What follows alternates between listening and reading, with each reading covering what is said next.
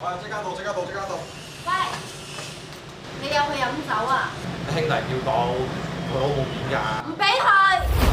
兄弟叫得我就係睇得起我，如果我唔去，好冇面㗎。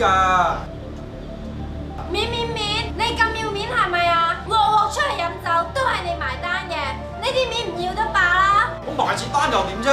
你一個月賺雞碎咁多，每次出嚟食飯1000幾百，你留翻啲錢交租唔得嘅。你信唔信我？靚仔，嘈呢，嘈乜撚啫？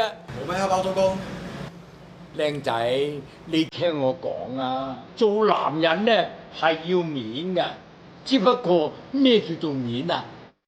你個仔孭個爛書包去返學叫做有面咩？你老婆啊唔捨得食唔捨得使又叫做有面咩？做男人有面冇面，唔係話你出邊識得幾多豬朋狗友，賣咗幾多錢單嘅，只係你對自己嘅家庭啊付出有幾多擔當，有幾多責任。你同你老婆嘅仔女衣食無憂，等老豆老母安享晚年，呢啲先叫做真正嘅面啊！